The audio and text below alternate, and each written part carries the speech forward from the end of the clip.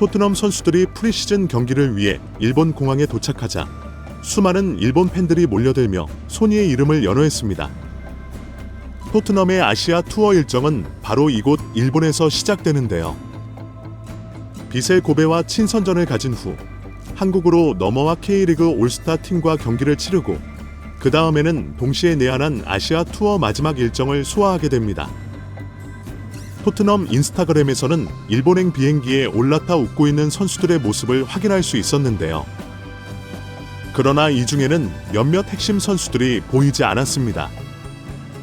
로셀소, 로메로, 벤탄쿠르, 그리고 반더 베이크 등이 그들입니다. 로메로는 코파 아메리카로 인해 휴식을 취해야 했기 때문에 원정에 빠질 수밖에 없었지만 일찌감치 탈락한 우루과이의 벤탄쿠르가 명단에서 빠진 이유에 대해서는 일본 팬들이 의아해하고 있습니다. 그러나 한국 팬들은 그 이유를 모두 알고 있습니다. 구단 측에서는 벤탄쿠르도 코파 아메리카의 여파로 인해 쉬어야 한다고 말했으나 유로 2024에 참여한 드라구시는 차후 한국에서 토트넘에 합류할 예정입니다.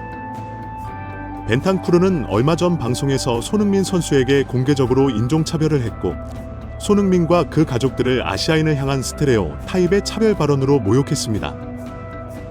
이 사건 이후 한국 팬들은 크게 분노했고 토트넘도 이에 대해 자체 내부 징계를 준비하고 있다는 반응을 보였는데요.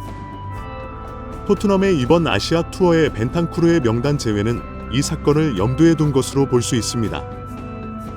하지만 벤탄쿠르가 진정성 있는 사과를 한 것도 아니고 자신의 인스타그램 스토리에 24시간 이후 사라지는 변명문만 잠깐 올렸기 때문에 한국 팬들의 분노를 더욱 자극했습니다.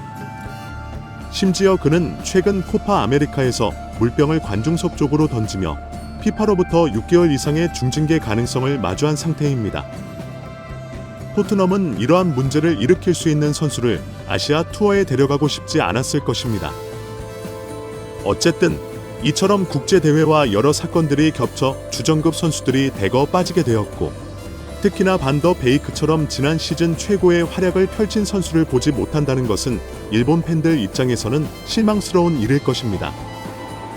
하지만 일본 주최 측은 이미 토트넘과 프리시즌 경기를 계약할 때 이러한 상황을 예상하고 있었다고 합니다.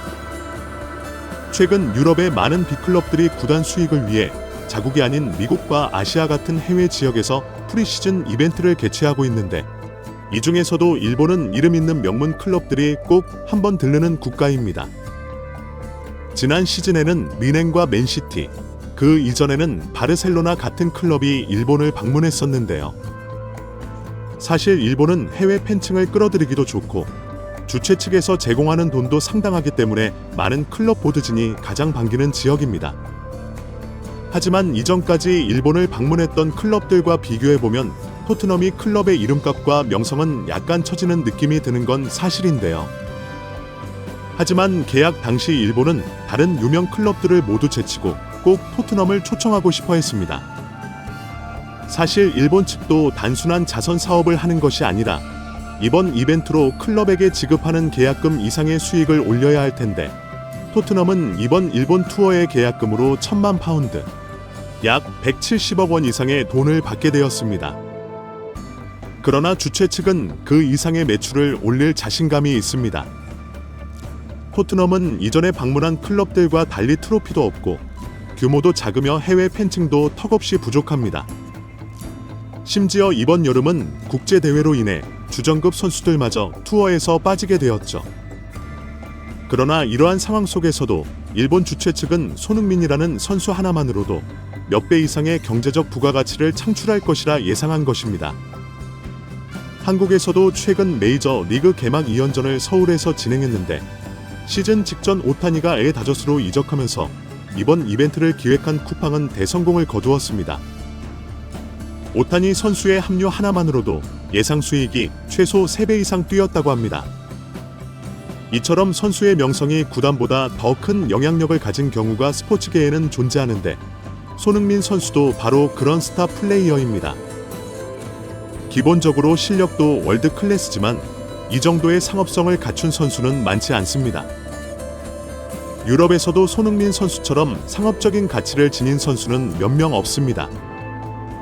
토트넘의 유니폼 판매량 중 절반 이상이 아시아에서 나온다고 합니다. 한국 선수니까 한국인들이 많이 사들이지 않냐고 물을 수 있지만 아시아 판매량 중 대다수가 중국에서 나온 것입니다. 손흥민의 중국 인기는 상상을 초월하는 수준인데요. 중국과 한국 간의 국가대표 경기가 열릴 때 중국 관중석 쪽에서 손흥민 유니폼을 입고 중국 팬들을 도발하는 사람까지 있었을 정도입니다. 토트넘이 손흥민을 꼭 지키려는 이유도 바로 이러한 상업적 이유 때문입니다. 손흥민 덕분에 토트넘이 빅식스 클럽으로서의 위치를 간신히 유지할 수 있는 것입니다.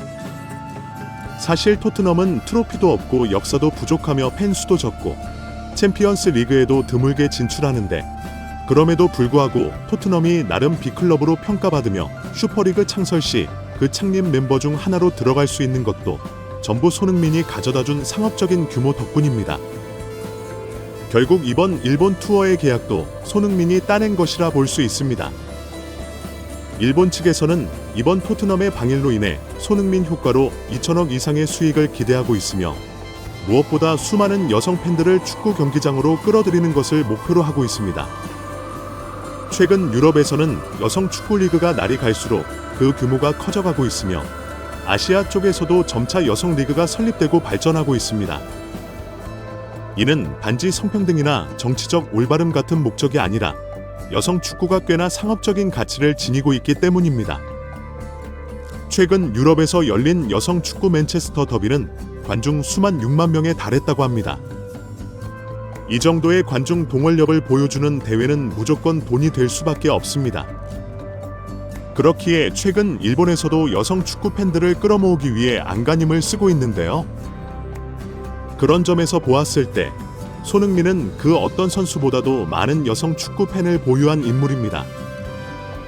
지난 월드컵 예선 당시 태국을 방문했을 때 손흥민을 보기 위해 찾아온 태국 여성 팬의 비율이 거의 45%에 달했다고 합니다. 이는 남자 국가대표팀 경기에서는 난생 처음 보는 숫자였다고 전해지는데요. 또한 우리나라도 야구, 축구, 농구 등 모든 스포츠에서 남성 팬이 강세를 보이지만 유독 국가대표팀 경기만큼은 여성 팬의 관중 참여 비율이 높다고 알려져 있습니다. 결국 손흥민이라는 존재가 여성 팬들을 경기장으로 끌어들이고 있다고 할 수 있습니다. 일본 주최 측은 손흥민 효과로 인해 상업적 이익과 동시에 여성 관중의 참여를 노리고 있는 것입니다. 심지어 토트넘에는 여성들에게 인기가 있을 만한 미남 축구 선수들도 많습니다. 최근 영입된 스웨덴 국적의 루카스 베리바 역시 기본적으로 재능을 가진 유망주의자, 그의 얼굴만 보고 팬을 자처하는 사람들이 생길 정도입니다. 결국 일본이 2천억 가까운 돈을 들여 토트넘을 초청한 데에는 다 이유가 있던 것이죠. 일본 축구계는 알게 모르게 손흥민을 상당히 질투해 왔었습니다.